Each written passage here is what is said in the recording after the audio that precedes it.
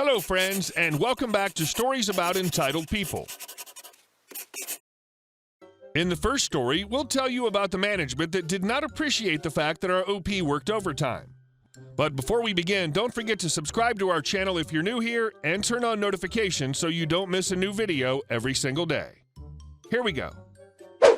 Improve my swiping? Okay. A little background. The site I worked at for the client had a swipe card system. When you show up in the morning, you swipe in, and when you leave for the day, you swipe out. The site is old, some of the machines don't always work, you hold up the wrong card from your multiple badges, it'll still beep, making you think you swiped. The swiping was always preached to be about safety. It was a large site, and they wanted to know if you were on site or working in that building in case there was an emergency of some sort, and they could tell if you were there or not. Now, anyone with any common sense knows this is for Big Brother to watch your hours, but never preach that way. Everything was fine. I worked lots of hours, lost count how many times I came in slightly early, stayed late, etc., swiping away, but the management decides that swiping needs to be looked at closer. You stayed an extra hour yesterday but left 16 minutes early today? Explain why you left early. Not caring that you put in extra hours all week. If you left a second early, they harped on you.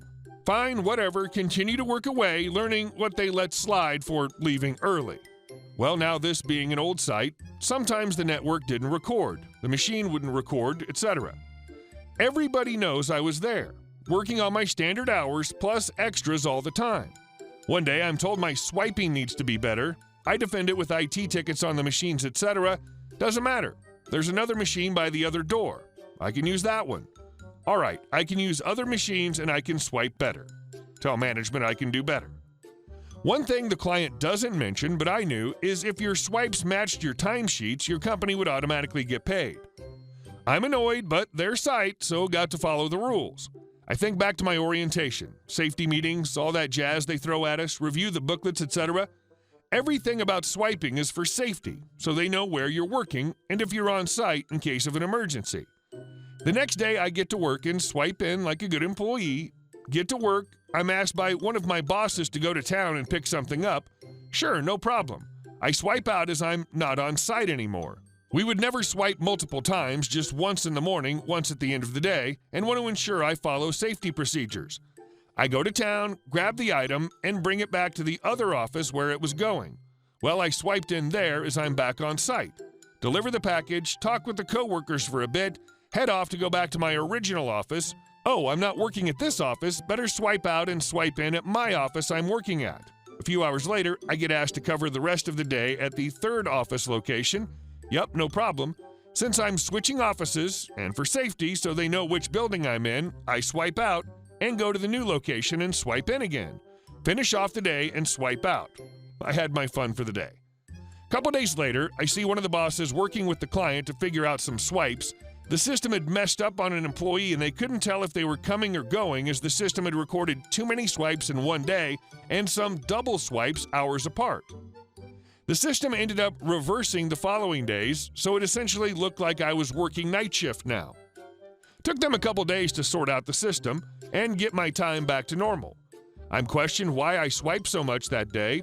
I just quote the safety talks and procedures verbatim back at them. Boss looks at me and calls me a bleeping bleep, half laughing, then just says, swipe once in the morning and once at the end of the day.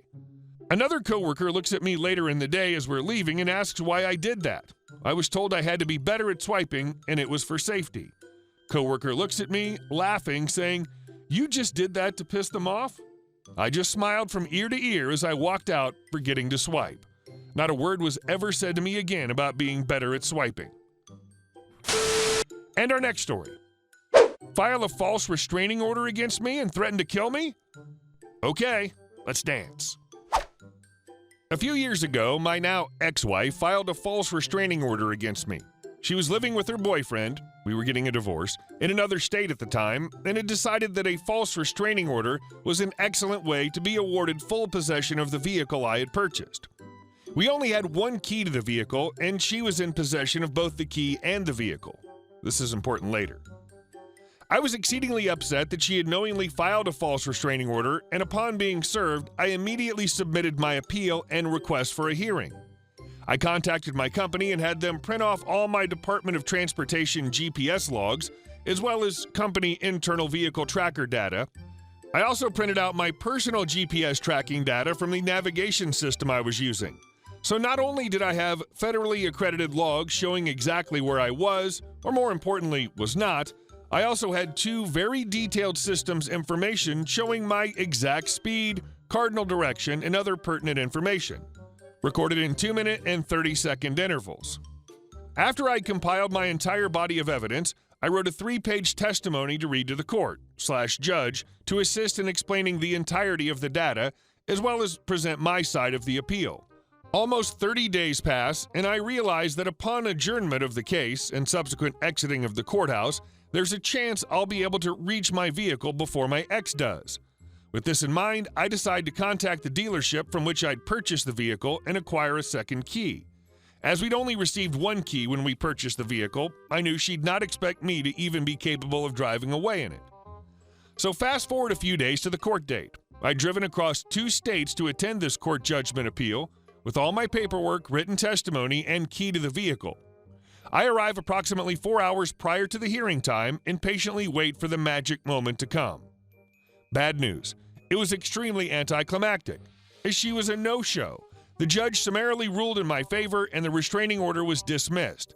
The judge then asked if I had anything further for the court, and if not, I was free to go. So I very politely asked, "Your Honor, it's my understanding that the restraining order/PPO is lifted?" "Yes, sir." "So at this time, am I able to retrieve my vehicle?" "Sir, as the judge of this courtroom, I'm unable to provide you with any form of legal advice." "Oh, okay, I'm sorry. However, if you find a seat in the back of my courtroom, my secretary/court recorder, I don't remember the term, will provide you with a signed order of dismissal for the restraining order/PPO. If you were to be questioned by law enforcement for any reason regarding property or contact, it's best to have this documentation on your person, as the cancellation of the order may not reach the police system until close of business today." The way in which the judge had worded her response was very clear in intent.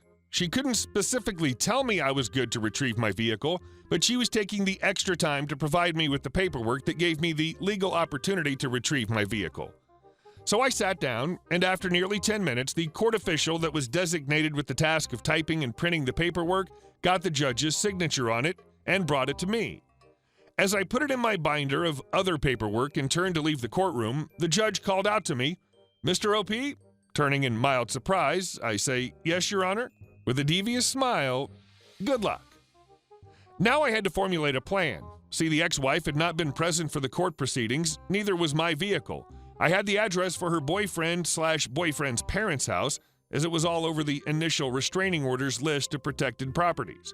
And she had accidentally left a notebook with it written upon it when she first left to be with the guy. I decided to utilize Uber to go to the address and check if the vehicle was present at the address. Upon starting the Uber trip, I requested the Uber driver to wait for me at the address after dropping me off, giving her a quick summary of my circumstances and plan to ensure that I had a witness present for the intended retrieval of my vehicle. Quite simply, to ensure that no false allegations of fictitious activities during the recovery of said vehicle would have had a metaphorical leg to stand upon in court. The lady Uber driver was sympathetic to my cause and agreed, even going so far as to give me her personal contact information in the event I required her for a future court appearance. Upon arrival at the address I had available, the vehicle was indeed present. The Uber lady waited until I had acquired the vehicle, left the premises. She then followed me about 2 miles to witness I had left the property completely, and then she went on her way. Bless that lady, she was a saint. So I made it about a half an hour away, and my phone rings. I answered it, and it was my ex-wife's boyfriend, and as you can imagine, he was not happy.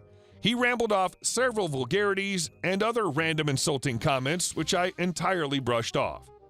Then he made a very large and unintelligent mistake. He said, "If I ever see you again, here or anywhere, I will blow your head off." Now, I'm a veteran. I don't take kindly to threats on my life. I was upset at him, I was upset at her, and I was just handed a gift-wrapped means of complete and utter destructive revenge. I immediately hung up with him and dialed 911 to report a verbal threat on my life. I headed to the parking lot of a local big box store to meet the responding officer, and ensured I didn't leave until I had a case number, attached written statement, and the reporting officer's identification information. I completed my trip to my home state, and the following Monday, this was all on a Friday, I went to my local courthouse and filed for an emergency restraining order/PPO. The judge that was available to hear my case for an emergency order was, interestingly enough, the same judge handling the divorce. She listened to the case I provided, reviewed the police report information I provided, and issued the requested emergency order. Doesn't sound like pro-revenge, does it? Well, my ex-wife was living with the guy in his parents' basement. The restraining order/PPO issued by the judge protected myself, my property, and my spouse from him. See, we were still legally married, so I was legally able to list her as a protected party. When the restraining order was served, he couldn't be within 600 feet of my now ex-wife. As she lived with him in his parents' basement, he wasn't the one that had to leave. She was. But she no longer had my vehicle. She lost her brand new job, she wasn't able to get to school, so she failed her college course, but was stuck with the student loans for it anyway. She was now homeless, vehicleless, jobless, kicked out of college for non-attendance, penniless, as she's atrociously bad with finances, and to top it all off, she was nearly 4 months pregnant with this kid. Hey guys, thank you all for watching the video. I'll see you in the next one.